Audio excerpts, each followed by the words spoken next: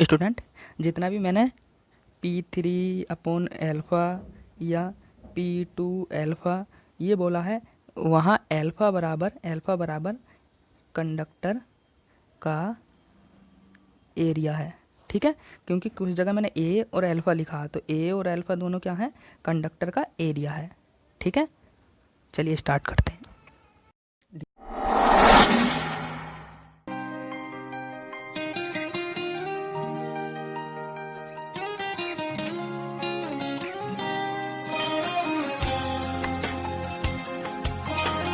Dear student, आज का topic है लिमिटेशन ऑफ केल्विन लॉ, यानी कि इसी में हम पढ़ेंगे आपका मॉडिफिकेशन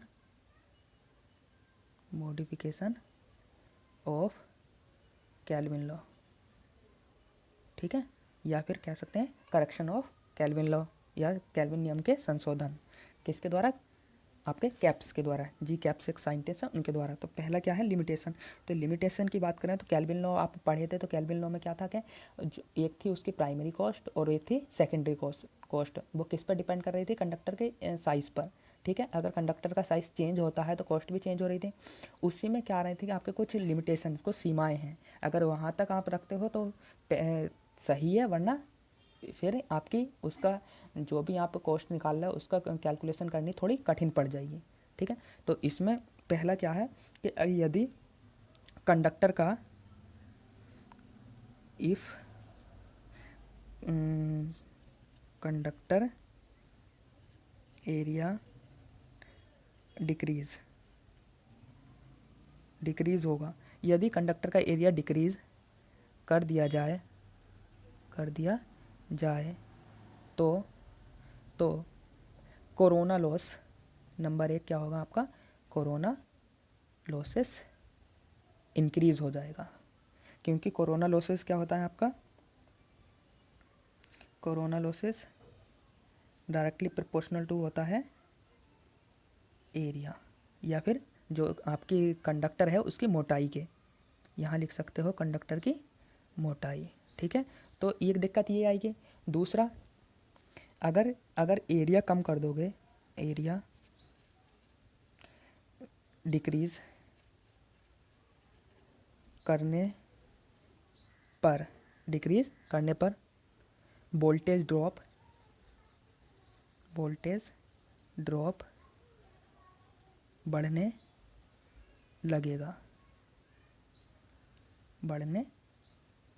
लगेगा। ठीक है, तो जिससे क्या होगा, आपकी वोल्टेज रेगुलेशन आपकी बढ़ जाएगी। वोल्टेज रेगुलेशन क्या हो जाएगी, इंक्रीज़। अगर इंक्रीज़ होगी तो फिर इससे क्या होगी, आपकी इफ़िशेंसी भी चेंज होगी, ठीक है, तीसरा क्या होगा, यदि आपने कोई कंडक्टर लिया है, यदि कोई कंडक्टर है तो उसमें क्या होगा कि आपका जो करंट है, पूरे साल जो करंट है वो चेंज होगी या असमान होगी। असमान होने से क्या होगा कि आपका जो I²R होगा उसकी कैलकुलेशन क्या हो जाएगी, I²R की कैलकुलेशन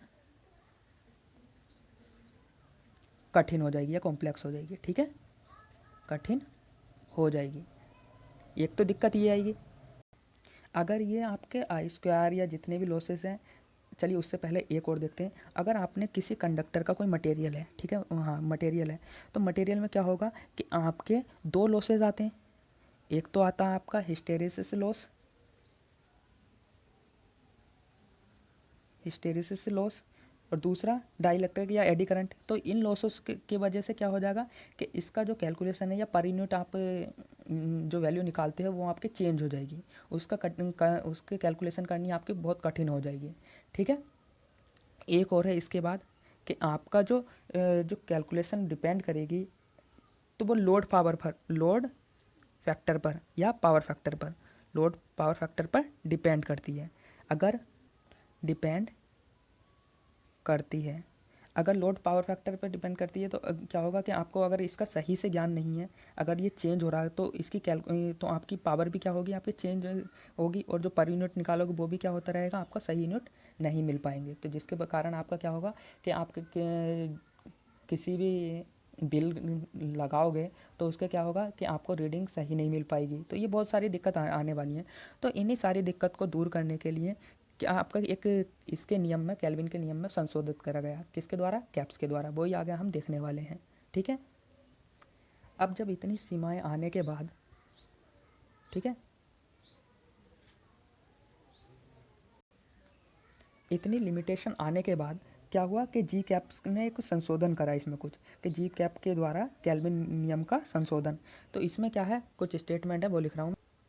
अभी हमने लिमिटेशन देखी, तो लिमिटेशन में क्या था कि अब केल्विन का संशोधन, तो केल्विन नियम को लागू करने की कुछ सीमाएं थीं जिनके कारण जी कैप ने केल्विन लॉ में कुछ संशोधन किए। जैसे कंडक्टर की कॉस्ट के समय, अगर कंडक्टर की कॉस्ट आपको रखनी है कि कंडक्टर की कॉस्ट क्या लगेगी, तो उस समय पोल्स और टावर और इंसुलेशन की कॉस्ट को नहीं माना जाता था।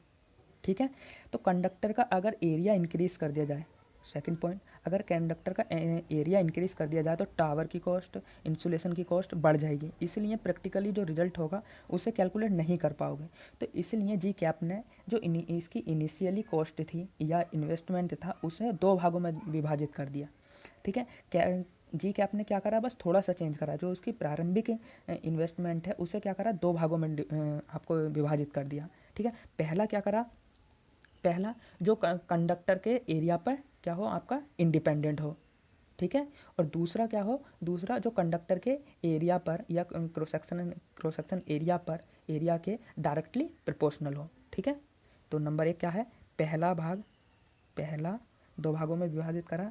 पहला क्या होगा आपका, पहला पार्ट कंडक्टर के साइज से स्वतंत्र होता है या इंडिपेंडेंट होता है।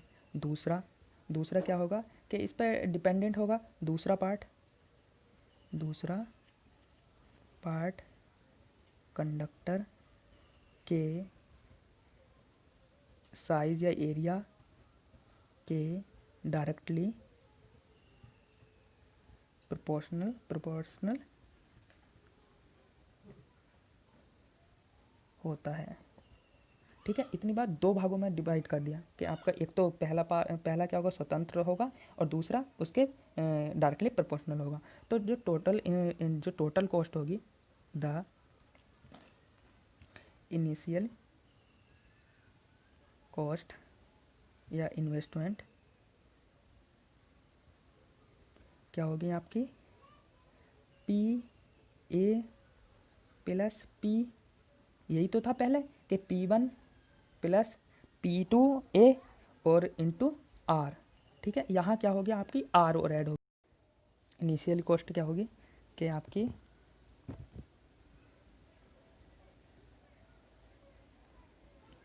इनिशियल कॉस्ट कितनी थी आपकी, P1 प्लस P2 अल्फ़ा। अब जब टोटल कॉस्ट चाहिए तो आपको लंबाई भी चाहिए, तो लंबाई क्या होगी, एल। जो पीछे आर रखे हैं वहाँ क्या होगा, एल। तो एल क्या है यहाँ, केबल की लंबाई, और जो कैसी होगी आपकी, एक कांस्टेंट होगी, है ना, कांस्टेंट। और P1 और P2 ये भी कैसी होंगी आपकी, कांस्टेंट। ठीक है। और जो आपकी रनिंग कॉस्ट थी, रनिंग कॉस्ट या फिर पावर लॉसेस वो कितने थे आपके, P3 upon alpha, P3 upon alpha. तो टोटल कॉस्ट कितनी होगी, the total cost, total annual cost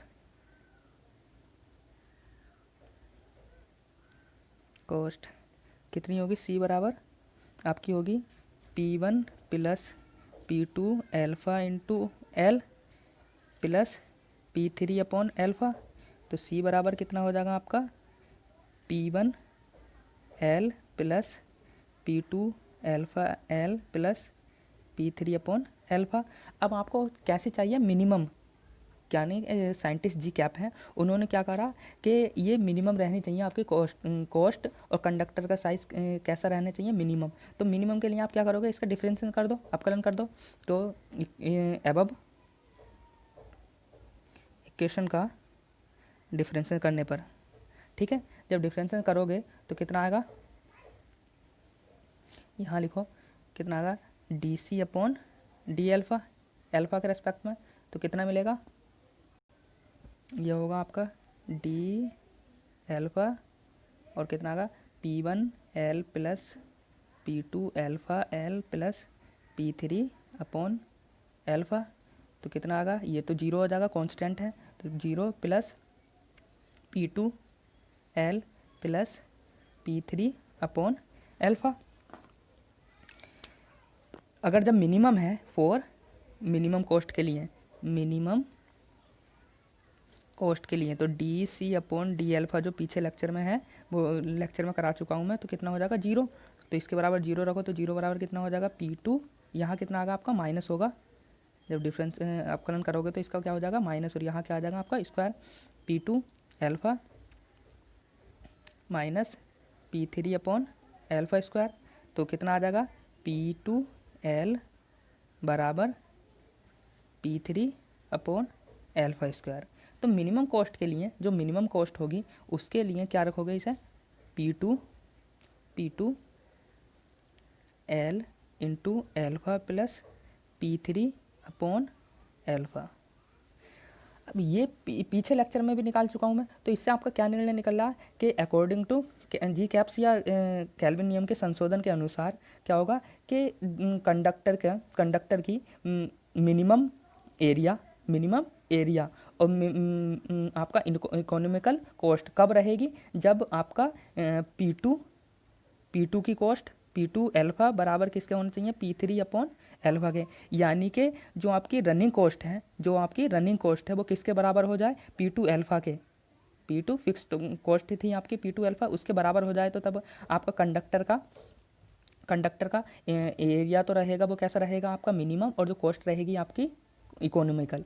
तो अगर अकॉर्डिंग टू कैल्विन लॉ इसी इक्वेशन को आप क्या लिख सकते हो, इसी इक्वेशन को लिख सकते हो एल्फ़ा स्क्वायर बराबर P three upon P two alpha, इसे लिख सकते हो ना, पी टू एल्फ़ा नहीं सॉरी एल, तो एल्फ़ा बराबर कितना हो जाएगा P three upon P two alpha, किसमें, रूट में। यही रहता है आपका किसके लिए, ये है केल्विन का संशोधन जो जी कैप्स के द्वारा करा गया कि आपकी जो इसका जो आपका जो कंडक्टर का जो साइज़ है, जो आपका जो साइज़ रहेगा वो इकोनॉमिकल कब रहेगा, कब, जब P three upon P two alpha हो, पी टू एल हो रूट में। यानी कि ये दोनों क्या होने चाहिए, बराबर होने चाहिए अकॉर्डिंग टू केल्विन लॉ, जो पिछले लेक्चर में है। केल्विन लॉ के अनुसार क्या था कि जो कंडक्टर का जो running cost is equal to किसके होगी आपकी, पी टू एल्फ़ा के, ये देखिए P two alpha into L अभी हटा दो, पी टू एल्फ़ा के बराबर होगी, ठीक है। जब बराबर होने पर होगी तब क्या होगी, कॉस्ट आपकी कॉस्ट कैसी होगी आपकी इकोनॉमिकल, और जो कंडक्टर का जो एरिया होगा, कंडक्टर का एरिया वो कैसा होगा आपका मिनिमम, ठीक है, मिनिमम। अगर कर्व से समझना चाहें बाई एक्सिस पर जो एनुअल कॉस्ट है, तो जब स्टार्टिंग में क्या थे आपकी मैक्सिमम में, मान लीजिए यहाँ आपकी क्या है मैक्सिमम कॉस्ट है, ठीक है, ये मैक्सिमम कॉस्ट कैसी है आपकी मैक्सिमम। अब जैसे जैसे आप कंडक्टर का एरिया को इंक्रीज़ करोगे तो कॉस्ट क्या हो रही है आपकी, डिक्रीज़ हो रही है, ठीक है। और डिक्रीज़ क्यों हो रही है, क्योंकि एरिया बढ़ाने से क्या होगा कि रेजिस्टेंस क्या होगा आपका कम होगा, क्योंकि आर प्रोपोर्शनल टू किसके होता, इन्वर्सली प्रोपोर्शनल टू किसके होता है, एल्फ़ा के, ए के, ठीक है। तो अगर ए को इंक्रीज़ करोगे तो रेजिस्टेंस कम होगा, तो रेजिस्टेंस कम होने से क्या होगी आपकी रनिंग कॉस्ट क्या होती रहेगी, कम होती रहेगी। यानी कि पहले के स्टार्टिंग में यहाँ है तो रनिंग कॉस्ट आपकी क्या हो गई है, ये धीरे धीरे क्या हो गई आपकी कम हो गई, ठीक है। इतनी बात पी थ्री अपॉन एल्फ़ा। अब जब एरिया को आप इंक्रीज़ कर रहे हो तो फिक्स्ड कॉस्ट क्या थी आपकी, ये तो रनिंग कॉस्ट, और फिक्स्ड कॉस्ट क्या थी, यहाँ थी। अब जब एरिया बढ़ाओगे तो फिक्स्ड कॉस्ट भी आपकी बढ़ती रहेगी, क्योंकि जो आपका टावर्स हैं जो पोल्स लगेंगे उनकी भी क्या होगी, बढ़ती रहेगी। ये कम हो रही है, वो क्या होगी आपकी फिक्स्ड कॉस्ट, ये मान लीजिए ये इस तरीके से ये बढ़ रही है, ठीक है। तो यहाँ क्या हो गई आपकी, ये P1, ये क्या हो गई P1, और ये क्या होगी आपकी P2 अल्फ़ा, ठीक है। किसकी वजह से, एरिया की वजह से। अब जब आपको केल्विन के नियम के अनुसार जो मिलेगी, आपको क्या मिलेगी, इस पॉइंट पे, यहाँ इस पॉइंट पे क्या मिलेगी आपको, ये मिलेगी केल्विन के नियम अनुसार टोटल कॉस्ट। ये ग्राफ पैराबोलिक देख रहे हो, इस पॉइंट पे कैसे मिलेगी आपकी, P1 plus P2 alpha plus P3 upon alpha, ये केल्विन के नियम अनुसार। और जब इसे संशोधित करा गया तो संशोधित का दूसरा रूप देखिए, जो केल्विन लॉ था उसमें क्या थी आपकी, ये एनुअल कॉस्ट थी, और जब संशोधित करा गया कैप्स के द्वारा तो एनुअल कॉस्ट को कहाँ रखा गया, इस प्राइमरी कॉस्ट पर, यानी कि जो पी कॉस्ट थी, यानी कि जो फिक्स्ड कॉस्ट थी। तो यहाँ पर क्या होगा, इसी एनुअल कॉस्ट पर यहाँ पर आपको क्या मिलेगा कि कंडक्टर का साइज़ और जो कॉस्ट होगी वो क्या रहेगी, इकोनॉमिकल। यहाँ क्या रहेगी आपकी P1 plus P2 alpha L और प्लस P3 अपॉन अल्फ़ा, यानी कि यहाँ क्या होगा, इस जगह जो आप निकाले हो, यहाँ क्या मिलेगा आपको, रूट में P3 अपॉन, बोलो P3 अपॉन P2 L, और ये किसके बराबर होगा आपका, एरिया के।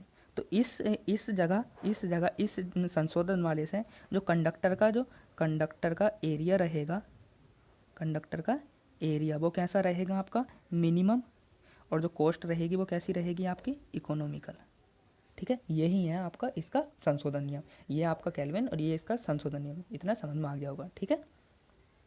अगले लेक्चर में हम केल्विन का न्यूमेरिकल देखते हैं।